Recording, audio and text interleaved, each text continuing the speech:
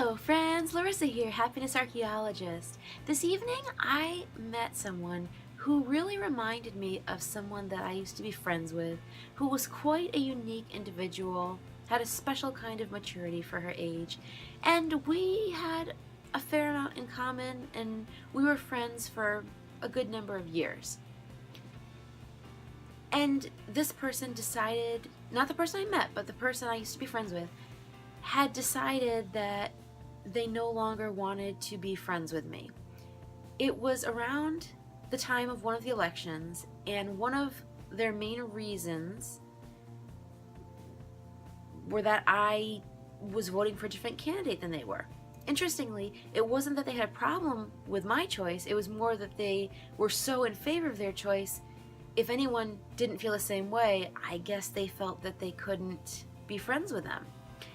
And although people might have an opinion on the validity of that as a reason, I just wanted to share how much I respect this person for actually having the guts to take action and make the choice to end the friendship and communicate that. That's the most important part. It's not the end of the world when a friendship dissolves, but if it's done with no discussion and someone is left wondering what in the world happened and why, that's where the pain really comes in. For whatever reason, I've known too many guys who've done this in romantic situations. Many friends of mine that definitely didn't deserve to be treated that way have had guys just sort of, as they say, ghost. They could be anything from a casual dating to a serious relationship, and they just stop talking. They kind of start ignoring them, and then the girl has to say, hey, what's up? What's going on? A lot of guys will claim that they don't want to hurt the girl, and that's why they don't want to have the conversation of breaking up.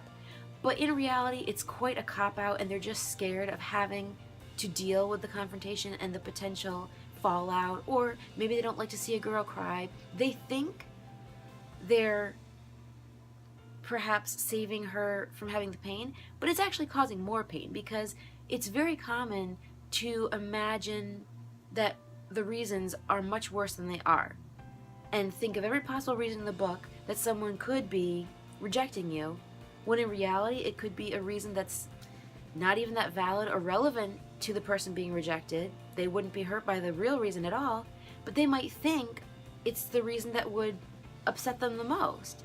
So the best thing to do is just to say so. I have so much respect for this person that they were able to communicate this, and that they chose to do so, that they had enough respect for me to let me know that they no longer wished to continue the friendship. It was fairly painless because I got to know why. I don't remember if they volunteered the information on their own or if I asked, because in these situations it is my nature to ask, but this individual, it would have been their nature to volunteer that information. So I don't recall, but at least I have the reasons why.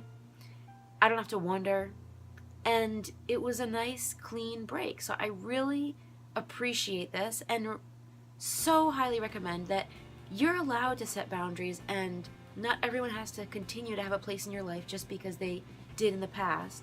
But if you're going to do that, the most kind and loving thing to do is to just let them know, and have reasons in case they would like to know those reasons.